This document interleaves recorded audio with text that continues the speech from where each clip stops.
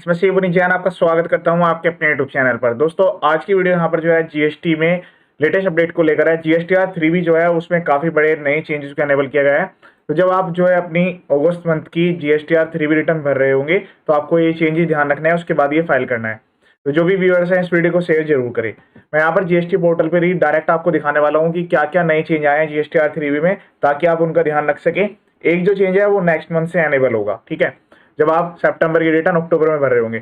अभी यहाँ पर जो है दो नए चेंजेस एनेबल किए गए हैं। पहले मैं यहाँ पर लॉगिन करूंगा, लॉगिन करके मैं आपको दिखाता हूँ दोनों चीजें क्या क्या है। आपको उसमें जो है रिपोर्टिंग भी करनी है, उसके साथ साथ जो है काफी बड़ा चेंज आया है उसका आपको ध्यान में रखना है, ठीक है। तो यहाँ पर जो है लॉगिन करने के बाद सबसे पहला जो सबसे बड़ा चेंज आया है वो आया है सर्विसेज के अंडर में। जब आप लेजर्स पे क्लिक करेंगे तो यहाँ पर आपको एक नया लेजर मिलेगा, RCM liability and ITC statement का। तो क्या ये सबके लिए मैंडेटरी है? जितने भी रजिस्टर्ड पर्सन है जीएसटी में और वो कोई ऐसे गुड्स या सर्विस रिसीव कर रहे हैं जिस पर आरसीएम की एप्लीकेबिलिटी आती है, तो उनके लिए मैंडेटरी है, ठीक है।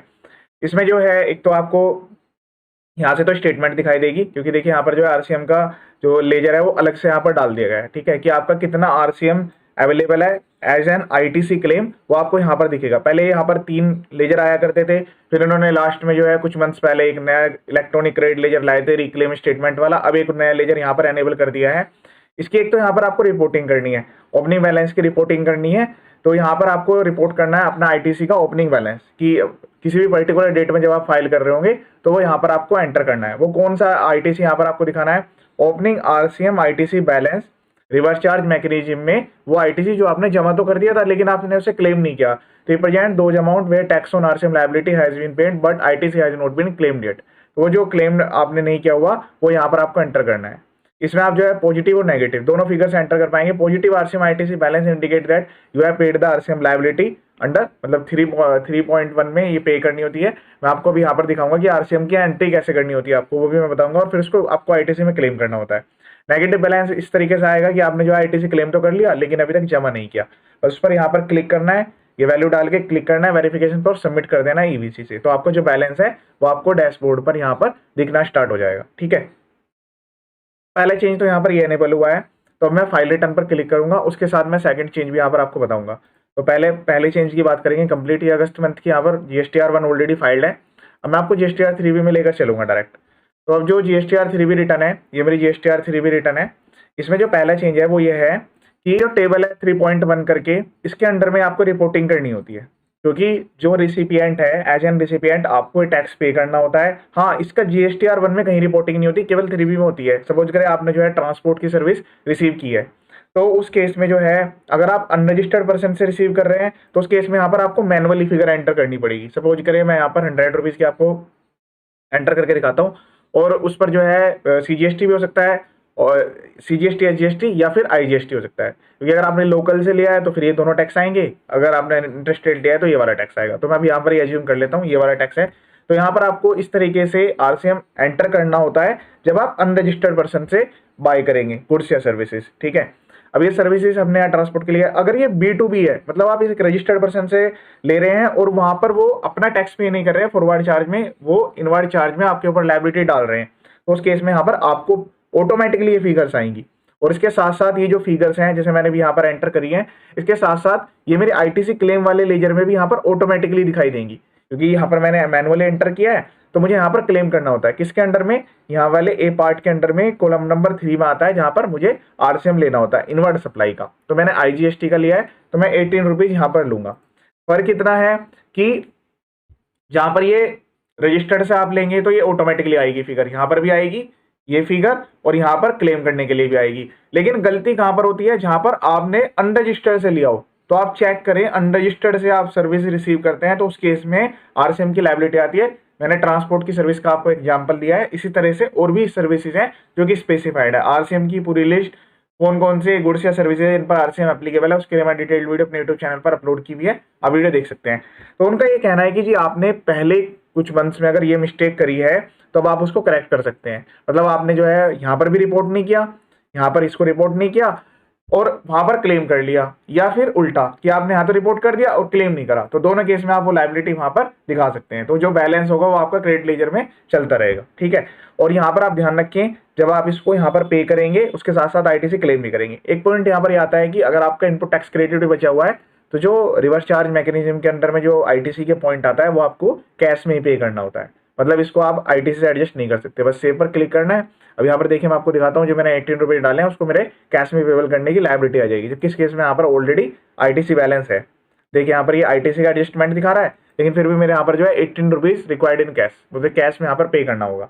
जो आरसीएम की लायबिलिटी है वो आपको कैश में पे करनी होती है। तो पहला चेंज तो काफी बड़ा चेंज यहाँ पर ये एनेबल हो गया है। दूसरा चेंज मैं आपको यहाँ पर जो है एक दूसरे रिटर्न में ले जाकर दिखाता हूँ, पहले यहाँ से भी आप समझ सकते हैं। तो यहाँ पर देखिएगा कि अगस्त मंथ से ये जीएसटीआर 1 जो है वो एनेबल्ड है। तो अगर आपने जीएसटीआर 1 भरी, ठीक है, फिर उसके बाद आपने जीएसटीआर 1 में कोई करेक्शन कर दी किसी भी इनवॉइस के रिगार्डिंग, तो जो डाटा है वो यहाँ पर आपको चेक करना है इन दोनों को इंक्लूड करके डाटा आ रहा है या नहीं आ रहा है। इसके लिए मैं आपको दूसरा लॉगिन करके यहाँ पर एक बार दिखा देता हूँ। तो यहाँ पर इस वाले केस में पहले जीएसटीआर 1 फाइल हुई, फिर जीएसटीआर 1 में एक इनवॉइस अमेंड किया गया है। मैं आपको जीएसटीआर 1 यहाँ पर ओपन करके दिखा देता हूँ एक बार। तो इसमें जब हमने यहाँ पर इसको ओपन किया तो यहाँ पर जो है इनवॉइस का जो है चेंज किया गया है। उस इनवॉइस का जो चेंज है वो आपको चेक करना है जीएसटीआर 3B में ऑटोमेटिकली आ रहा है या नहीं आ रहा। अगर नहीं आ रहा तो आपको मैनुअली वो एंटर करना पड़ेगा। तो यहाँ पर आप देख सकते हैं कि जीएसटीआर 1 में फिगर यहाँ पर एंटर की गई है, फिर ये जीएसटीआर 1 की फिगर कि अगर आपने कोई एडिशनल इनवॉइस जो है यहाँ पर ऐड किया होगा, ठीक है, तो वो यहाँ पर आ जाएगा आपका।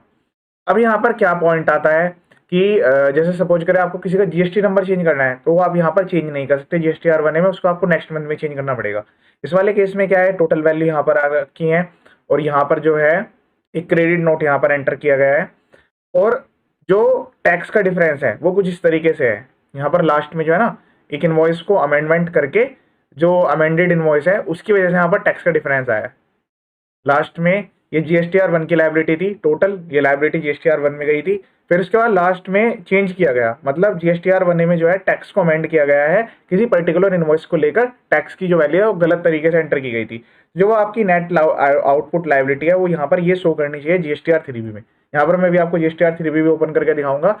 ये जो फिगर है अगर ये ऑटोमेटिकली वहां पर सही आ रही है तो ठीक है, वरना आपने जीएसटीआर 1 और जीएसटीआर 1A में जो भी चेंजेस किए हैं, मतलब जीएसटीआर 1A तो आपने जीएसटीआर 1 आपने ओरिजिनल फाइल की, फिर उसके बाद आपने जीएसटीआर 1A में जो चेंज किए हैं वो जो चेंजेस हैं वो आपके जीएसटीआर 3B में करंट मंथ वाले में इनकॉर्पोरेट होंगे। वो टैक्स का इंक्रीज भी हो सकता है, डिक्रीज भी हो सकता है। तो इस केस में यहाँ पर जो अमेंडमेंट थी उस अमेंडमेंट की वजह से जो टैक्स की फिगर है उसमें चेंज आया है। यहाँ पर एक क्रेडिट नोट तो ऑलरेडी यहाँ पर डला हुआ था, और जो मैंने चेंज की वैल्यू है वो मैंने यहाँ पर आपको दिखाई है। हाँ, इससे जो है ना एचएसएन में चेंज करने का ऑप्शन इसमें नहीं आता है।